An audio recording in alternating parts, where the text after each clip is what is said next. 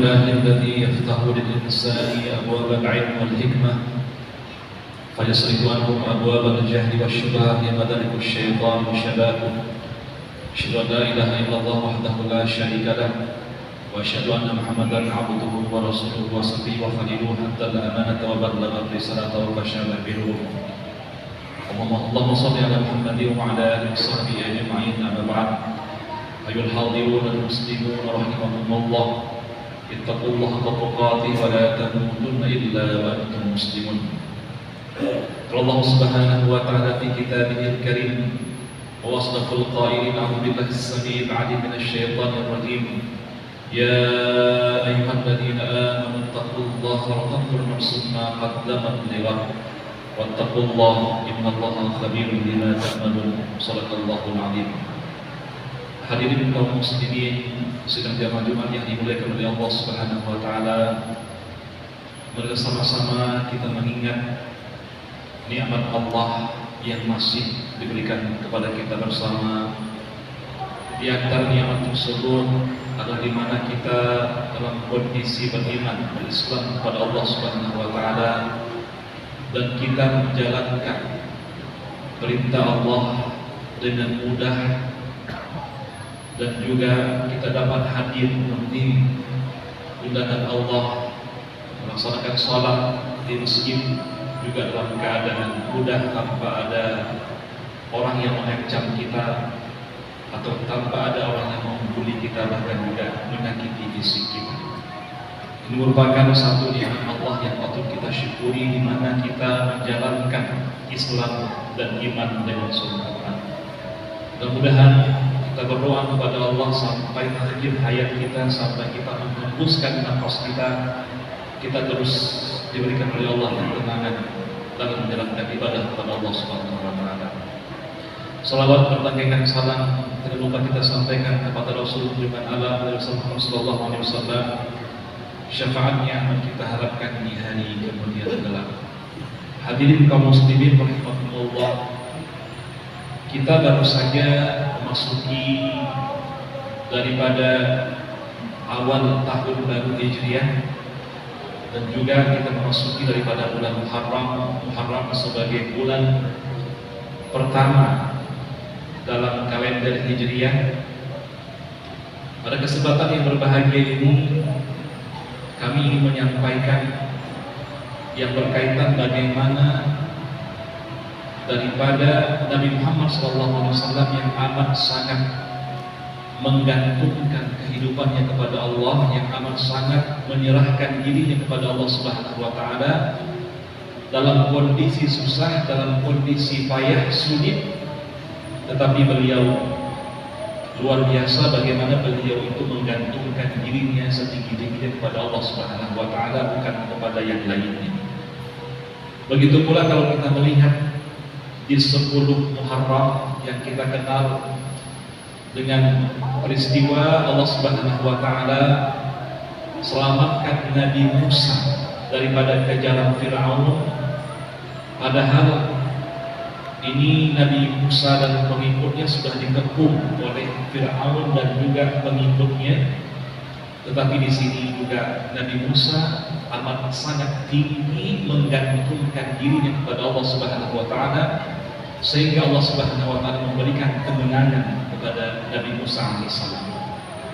Hal ini insyaallah kami akan menyampaikan dua hal ini sesingkat-singkatnya. Yang pertama sekali, ini Allah gambarkan dalam surat At-Taubah ayat 40, di mana Nabi Muhammad SAW beliau bersembunyi dalam gua Sur ketika beliau itu hendak berhijrah daripada kota Makkah menuju kota Madinah.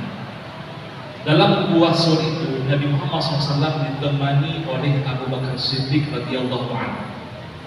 Lebih kurang ada 3 malam Nabi berada dalam gua Sur tersebut. Beliau datang di gua Sur itu pada hari Kamis, bermalam pada malam Jumat, malam Sabtu dan malam Ahad, dan hari Ahad sorenya beliau menuju kepada kota Madinah Al-Munawwarah. Hadirin rahimakumullah, Allah sebutkan penggalan ayatnya idhuma fil ghar. Ingatlah ketika keduanya Nabi Muhammad SAW dan juga Abu Bakar yang menggunakan dhamir huma. Huma itu dalam bahasa Arab artinya kedua-duanya. Fil ghar, dalam sebuah gua. Gua ini atau ghar di dalam bahasa Arab adalah di mana letaknya di puncak gunung. Itu lebih kurang kalau kita mendaki normal saat ini lebih kurang ya dalam 1 sampai dengan 2 jam baru sampai ke atas puncak gunung itu.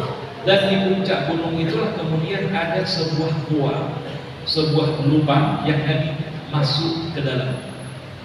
Itu huma fil ghar, tatkala keduanya dalam gua. Itu yaqulu li sahibihi, tatkala Nabi Muhammad berkata kepada sahabatnya. Ini juga menyebutkan dhamir yang dikembalikan kepada Abu Bakar di sini. Ada 2 dhamir di sini huma, yakni Nabi Muhammad dan juga Abu Bakar. Li sahibihi juga menyebutkan dhamir ini dhamir tunggal kepadanya, yakni Abu Bakar. Ini luar biasa, Abu Bakar itu Allah sebutkan namanya dalam Al-Quran walaupun hanya berbentuk kata ganti atau dhamir. Apa kata Rasul kepada Abu Bakar? La tahzan, innallaha ma'ana. Wahai Abu Bakar, kamu jangan takut. Sesungguhnya Allah bersama kita. Ini luar biasa, ini nilai tauhid yang sangat tinggi hadirin Allah. Sesungguhnya Allah bersama kita.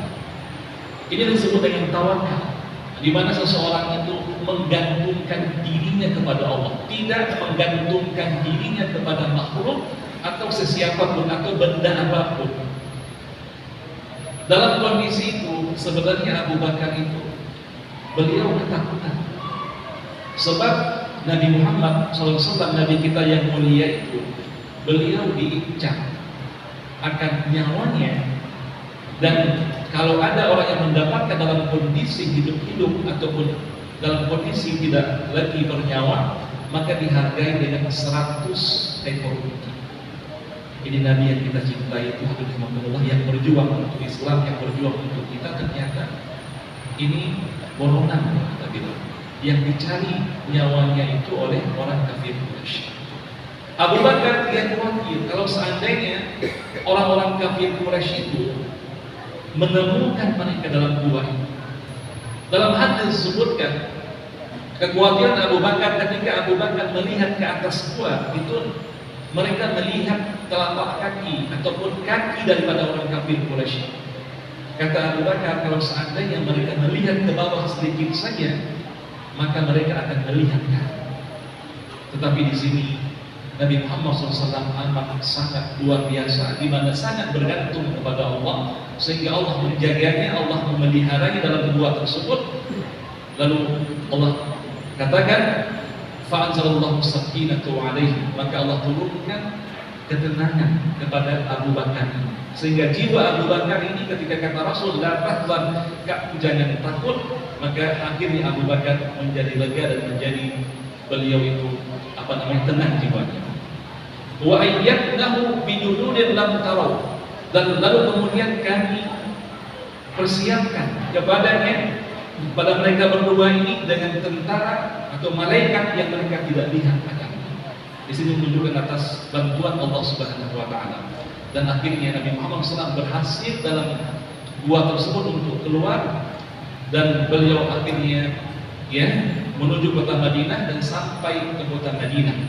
Di sini dalam perjalanan mulai dari gua tersebut sampai dengan perjalanan ke kota Madinah dijaga oleh Allah Subhanahu wa taala. Apa yang terjadi di sini hadirin Allah, di mana beliau sangat menggantungkan dirinya kepada Allah, bukan kepada makhluk. Terkadang kita kalau ada masalah ini sering berkeluh kesah. Dalam kondisi terjepit kita itu berkeluh kesah. Allah sebutkan khuliqal insanu halu'a. Manusia itu diciptakan oleh Allah dalam keadaan halu'a, berkeluh kesah. Kalau ada yang sesuatu yang membuat dia merisau, maka dia berputus asa hadirin Allah. Khuliqal insanu dha'ifa, manusia diciptakan dalam keadaan lemah, enggak ada uang, maka dia kemudian melakukan hal-hal yang tidak baik. melakukan segala cara untuk dapat uang, bahkan melakukan hal-hal yang haram, padahal Allah sebagai tempat kita bergantung. Mungkin ada di antara kita yang mungkin keluarganya sakit dan selainnya dan lain-lain, rahimahumullah. Kalau kita gantungkan kepada Allah, insya Allah Allah akan memberikan kesembuhan kepada kita dan kepada keluarga kita. Begitu juga mungkin di antara kita ada banyak hutang, terlilit dengan hutang, tetapi karena memang tinggi ketergantungan kita kepada Allah dan kita menggantungkan diri kita kepada Allah Subhanahu wa taala, maka Allah akan bantu kita dan selesaikan semua urusan kita. Terkadang kita tidak menyertai Allah atau kita tidak menyertakan Allah dalam setiap aktivitas yang kita lakukan. Kata-kata daripada Rasul tadi, la tahzan innallaha ma'ana. Sesungguhnya Allah bersama kami, itu sebuah motivasi, sugesti. Kalau ada persoalan yang kita hadapi, maka katakan kepada dia, jangan ragu. Mungkin anak kita yang mengeluh kepada kita ini, ayah di SPP belum bayar, jangan ragu, Allah bersama kami. Kalau ada mungkin sekarang ini ya istri-istri itu mengatakan kepada kita, Bang Nopeng Hanali, jangan ragu, Allah bersama kita. Ya, begitu juga dengan persoalan-persoalan yang lain. Kalau ini kita bawa Allah itu dalam ranah kehidupan kita, maka mudah dan kecil bagi Allah untuk kita selesaikan kehidupan kita. Begitu pula yang kedua, dalam surat Asy-Syu'ara ayat 61, yang dimana di sini falamma tara'al jam'an, tatkala kedua pasukan itu sudah saling berhadapan, yakni Fir'aun itu mengejar Nabi Musa dan pengikut, dan tiba-tiba keduanya sudah dekat. Qala ashabu Musa inna lamudrakun, maka berkatalah pengikut Nabi Musa itu, wahai Nabi Musa, kita telah dikepung dan mereka pasukan itu akan mendapatkan kita atau akan menyerang kita, sebab lautan di depan sementara pasukan musuh itu di belakang, tidak ada tempat mengelak. Apa jawaban Nabi Musa alaihissalam? Ini jawaban ini juga harus kita jawab kalau seandainya ada persoalan hidup bagi kita. Apa kata Nabi Musa? Karena tidak sama sekali. Inna ma'iya Rabbi sayahdin. Sesungguhnya bersamaku ada Tuhanku sayahdin, dia akan memberikan petunjuk kepadaku, kata Nabi Musa alaihissalam. Alhamdulillah, ini luar biasa nilai tauhidnya dan nilai tawakalnya kepada Allah. Ini kondisi terjepit.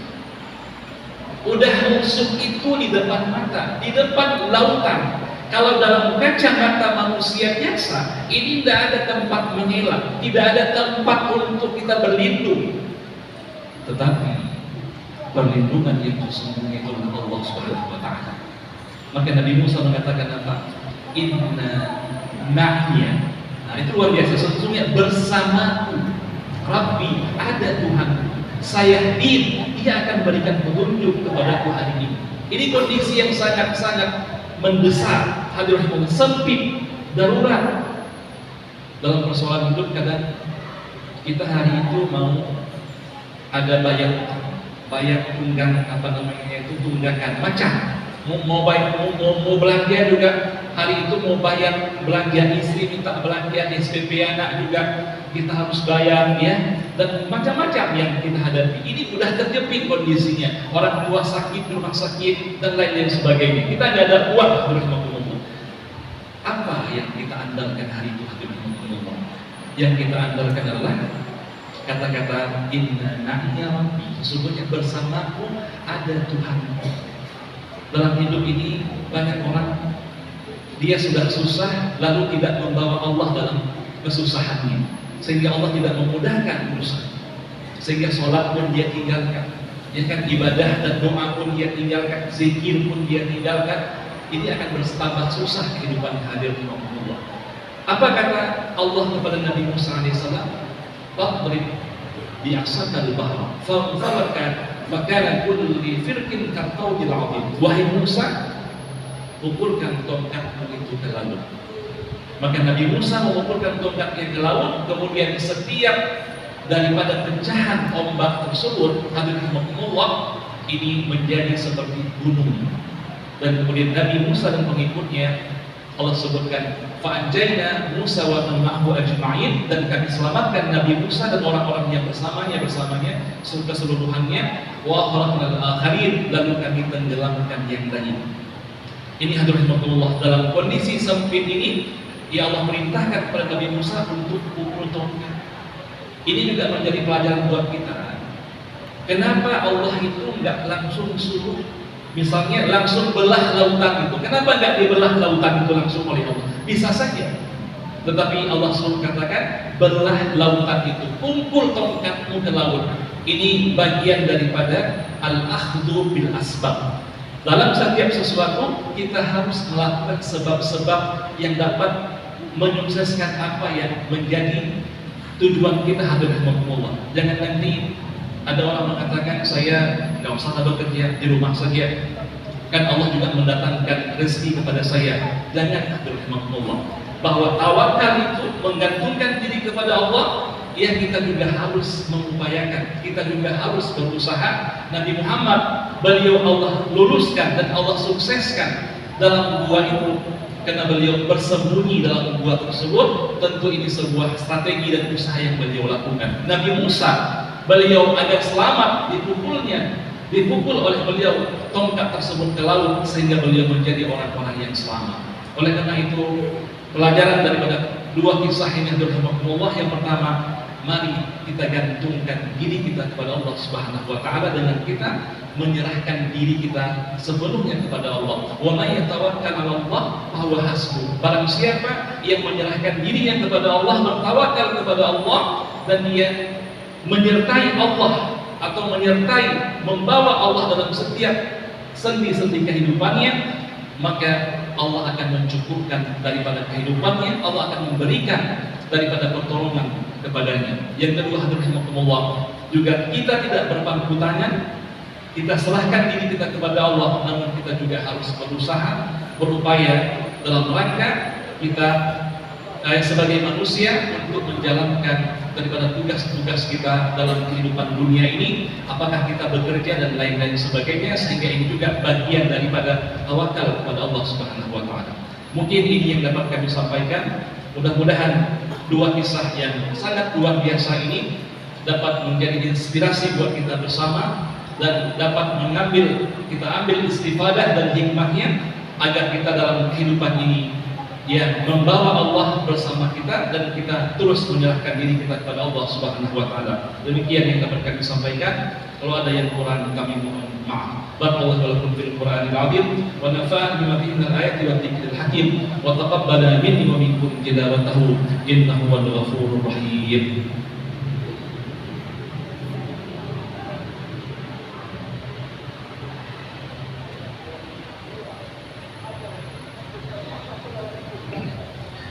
Alhamdulillahilladzi wa kafa, wassalatu wassalamu ala Muhammadin al-Mustafa alladzi arsalahu Allah basyiran wa nadhira. Amma ba'd, ayyuhal hadirun al-muslimun rahimakumullah, ittaqullaha haqqa tuqatih wa la tamutunna illa wa antum muslimun.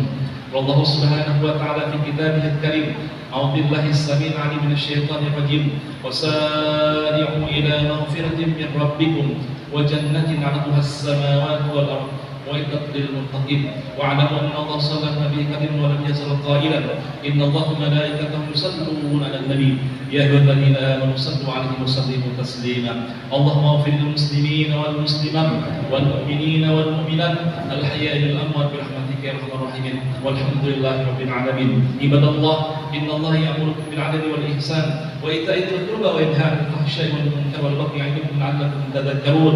أقيموا الصلاة